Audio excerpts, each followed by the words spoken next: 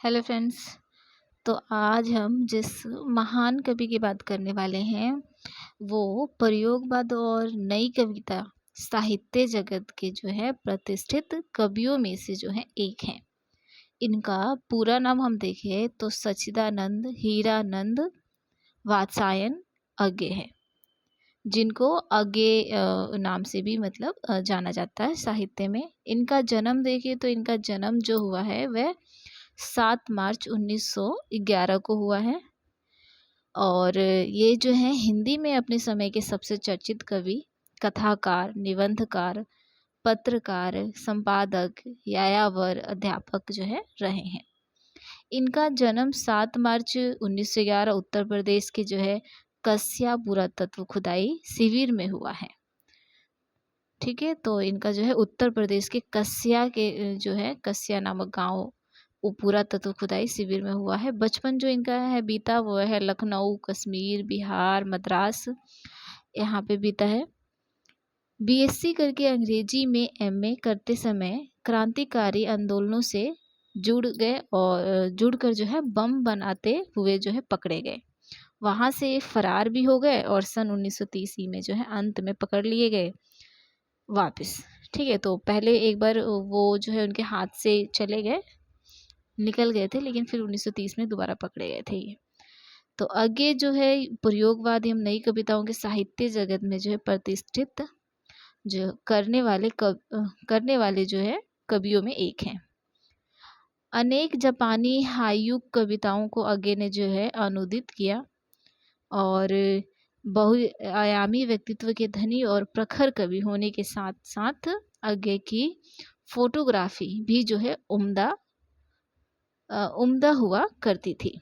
तो ये एक जो है कहानीकार, कथाकार तो थे ही, साथ में जो इनकी जो फोटोग्राफी थी वो भी उम्दा किस्म की थी। और यायावरी तो शायद इनको देव प्रदत्त जो है मिली थी, यानी ये घुमक्कर प्रवृत्ति के मतलब बहुत ज़्यादा थे, इनको घूमने का शौक बहुत ज़्यादा था, वहीं से इनको फोटोग्राफी का भी शौक रहा होगा। तो जीवन परिचय देखें इनका, तो इनके जीवन में हम इनकी प्रारंभिक शिक्षा दीक्षा देखें तो पिता की देख रेख में घर पर ही जो है संस्कृत, फारसी, अंग्रेजी और बंगला भाषा व साहित्य के अध्ययन के साथ हुई। 1925 में देखें तो पंजाब से जो है एंट्रेंस की परीक्षा पास की इन्होंने। उसके बाद इन्होंने मद्रास क्रिश्चियन कॉलेज में दाखिल हुए। वहाँ से विज्ञान में इंटर की पढ़ाई पूरी की इन्होंने और 1927 में बीएससी करने के लिए लाहौर के फॉर्मन कॉलेज के जो है छात्र बने। 1929 में बीएससी करने के बाद इन्होंने एमए में अंग्रेजी विषय लिया, परंतु जो है इनके ये क्रांतिकारी गतिविधियों में हिस्सा लेने के कारण इनकी जो है पढ़ाई पूरी नहीं हो पाई। कार्य क्षेत्र में देखें तो आगे के कार्य क्षेत्र में देखिए तो 1930 से 1936 तक इन्होंने जो है विभिन्न जेलों में इनका जो है समय कटा, क्योंकि ये जो टाइम था ये हमारे भारत देश का जो है क्रांति का समय था, आज़ादी के लिए लड़ाई चल रही थी उस समय। तो जो 1930 से लेकर इनका 36 का टाइम जो था वो जो है विभिन्न प्रकार के जेलों में बीता है। 1936 से 37 में सैनिक और विशाल भारत नामक पत्रिकाओं का जो है इन्होंने संपादन किया। तो ये इम्पोर्टेंट लाइन है कि इन्होंने जो है 1936 से लेकर 37 तक में जो है सैनिक और दूसरा है विशाल भारत नाम की पत्रिकाओं का संपादन किया है। 1943 से 1946 तक ब्रिटिश सेना में जो है ये रहे, मतलब ब्रिटिश की सेना में भी रहे हैं। इसके बाद जो है ये इलाहाबाद से प्रतीक नामक पत्रिका निकली और ऑल इंडिया रेडियो की नौकरी स्वीकार की और देश विदेश की यात्राएं की, जिसमें इन्होंने जो है कैलिफोर्निया विश्वविद्यालय से लेकर जोधपुर विश्वविद्यालय तक में अध्यापन का काम भी किया है इन्होंने। तो देश विदेश की यात्राएं की, जिसमें इन्होंने कैलिफोर्निया विश्वविद्यालय वहाँ से लेकर ये जोधपुर के विश्वविद्यालय तक में इन्होंने अध्यापन का कार्य जो है काम किया और दिल्ली लौटे और फिर जो है दिनमान साप्ताहिक और नव भारत टाइम्स, अंग्रेजी पत्रवाक और एवरी मैन्स जैसी प्रसिद्ध पत्रिकाओं का संपादन किया है इन्होंने। तो इन्होंने पत्रिकाओं का संपादन भी ही शुरू से जो है किया है।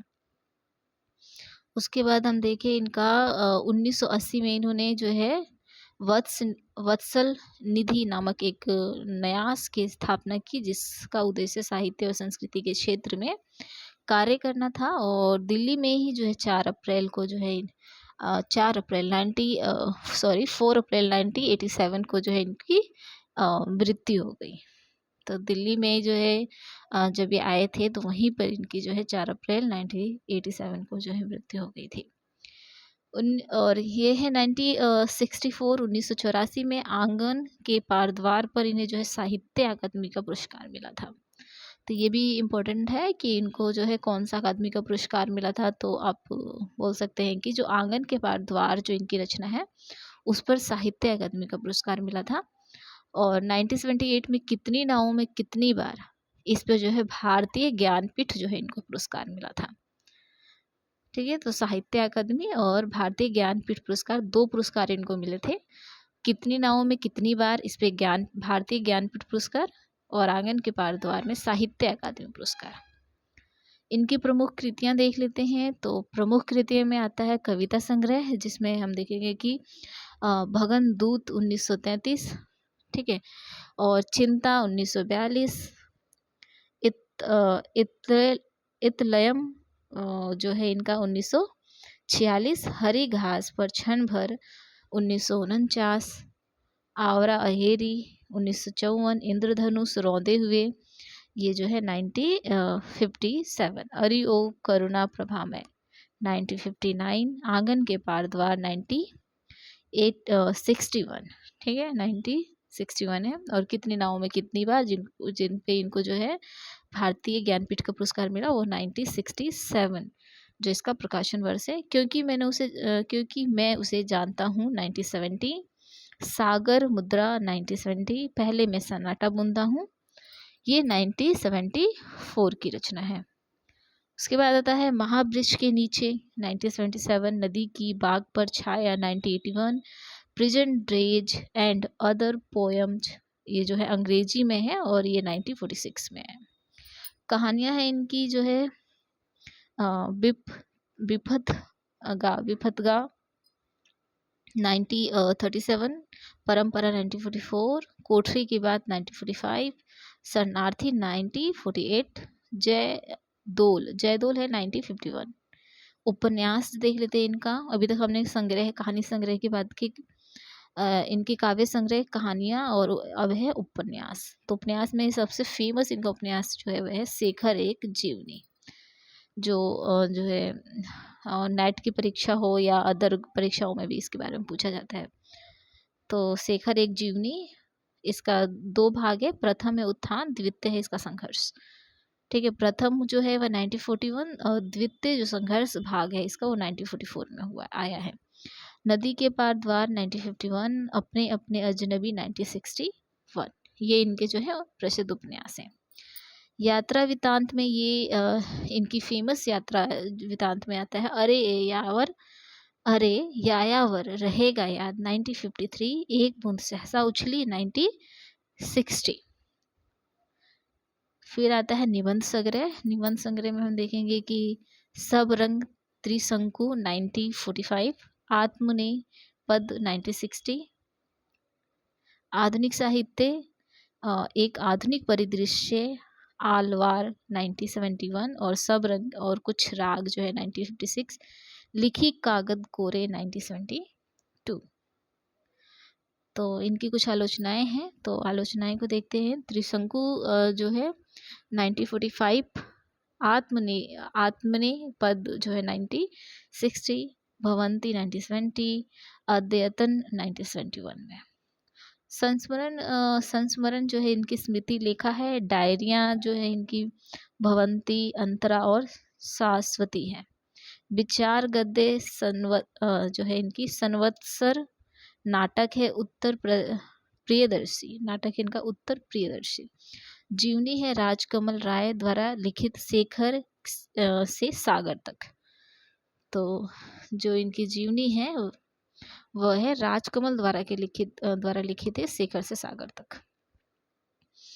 संपादित ग्रंथ देखें अगर हम, तो इसमें आता है आधुनिक हिंदी साहित्य, जो कि एक निबंध संग्रह है, 1942 में आया है। फिर तार सप्तक कविता संग्रह है। फिर ये जो है 1943 दूसरा तार सप्तक और तीसरा तार सप्तक।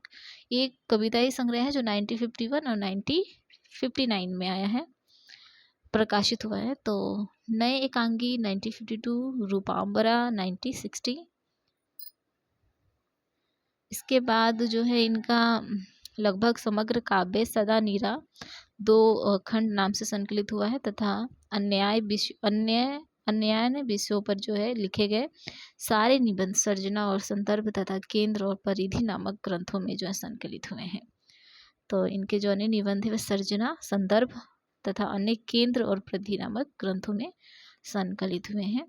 विभिन्न पत्र पत्रिकाओं के संपादन के साथ साथ अज्ञे ने जो है तार सप्तक, दूसरा सप्तक, तीसरा सप्तक जैसे युगांतकारी काव्य संकलनों का भी संपादन किया है, तथा जो है पुष्कारिणी और रूपांबरा जैसे मौलिक और अनूठे काव्य संकलनों का भी जो है संकलन भी किया है। वे वत्सल निधि से प्रकाशित आधा दर्जन निबंध संग्रहों के भी संपादक रहे हैं। तो हमने ऊपर देखा था कि ये जो विभिन्न प्रकार के पत्र पत्रिकाओं का ये संपादन करते थे। यद्यपि अज्ञे ने कहानियों कम ही लिखी हैं और अपने जो है उत्तरकालीन जीवन में न के बराबर ही लिखी है, परंतु हिंदी कहानियों को आधुनिकता की दिशा में जो है एक नया और स्थायी मोड़ देने का श्रेय जो है इन्हीं को प्राप्त है। तो हमने भारतेंदु हरिश्चंद्र के बारे में हमने पढ़ा है कि जो आधुनिक काल के जो प्रवर्तक है वो भारतेंदु हरिश्चंद्र को माना जाता है। तो उसके बाद जो आधुनिकता की जो मोड़ जिन्होंने दी वो आगे जीते हैं। तो वही हिंदी साहित्य के जो है शलाका के पुरुष हैं। तो निसंदेह वे आधुनिक हिंदी साहित्य के शलाका के पुरुष हैं, जिनके कारण हिंदी साहित्य में भारतेंदु हरिश्चंद्र के बाद पुनः आधुनिक युग का प्रवर्तन हुआ। तो भारतेंदु हरिश्चंद्र के बाद पुनः जो प्रवर्तन हुआ है वह अज्ञे के द्वारा हुआ है। इनका पूरा नाम आप ध्यान से देख लीजिएगा। अब आता है पुरस्कार और सम्मान। तो साहित्य अकादमी और भारतीय ज्ञानपीठ पुरस्कार मिला है, मैंने पहले बता दिया है। और ये साहित्य अकादमी आंगन के पार द्वार और भारतीय ज्ञानपीठ पुरस्कार कितनी नावों में कितनी बार। आगे की कहानी के अलावा की विशेषताएं देख लेते हैं। तो मनोवैज्ञानिक कथाकार अज्ञे ने अपनी कहानियों में मानव मन की विविध गुत्थियों को सुलझाने की जो है चेष्टा की है। इनकी कहानियाँ जो हैं वे मानवीय और दात्य को जीवन के यथार्थ धरातल पर उजागर करने में सफल रही हैं। कहानियों के कथाकार रोचक एवं संगठित होते हैं। रोचकता के साथ उनमें जो रोमांच की अनुभूति होती है। उनकी कहानियों को 3 भागों में विभाजित किया जा सकता है। अगर हम वैसे देखें इनकी कहानियों को तो 3 भागों में विभाजित किया जा सकता है। पहला है घटना प्रधान, चरित्र प्रधान, वातावरण प्रधान, जिसमें सेवा, देव, शरणार्थी, यमरोज कहानियों को ले सकते हैं। आगे की शरणार्थी कहानी हिंदू मुस्लिम दंगों एवं जो है विभाजन की पीड़ा को व्यंगित करती है। तो आगे की जो कहानी है ये जो आगे की शरणार्थी कहानी हिंदू मुस्लिम दंगों को जो है विभाजन की पीड़ा को व्यंग करती है। और आगे की कहानियाँ जो है उद्देश्यपूर्ण है। इन्होंने ग्रामीण और शहरी दोनों प्रकार की जो है कहानियाँ लिखी हैं। आज के दौर में आर्थिक संपन्नता पाने के लिए रिश्ते को भुला देते हैं और सब कुछ होते हुए भी व्यक्ति का मन जो है विपन्नता का अनुभव करता है। इसे व्यक्त करने में जो है लेखक को सफलता जो है मिली है।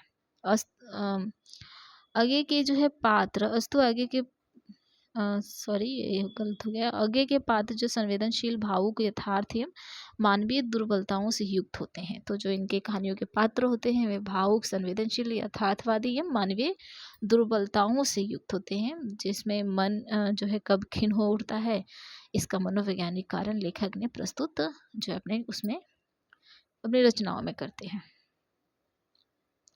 ठीक है, तो ये थी आज की छोटी सी प्रस्तुति आगे के बारे में। तो हमने आज अपने महान कवि अज्ञे के बारे में देखा, तो जिनका पूरा नाम सच्चिदानंद हीरानंद वात्स्यायन है और इनका जन्म 7 मार्च 1911 को हुआ है। इनकी मृत्यु 4 अप्रैल जो 1987 को हुई है दिल्ली में। तो आपको ये प्रस्तुति कैसी लगी प्लीज़ कमेंट करके बताइएगा और लाइक और सब्सक्राइब कीजिएगा ताकि आगे मैं मतलब इसी तरीके की वीडियोस जो है आपके सामने प्रस्तुत कर सकूं। और सब्सक्राइब कीजिएगा। धन्यवाद।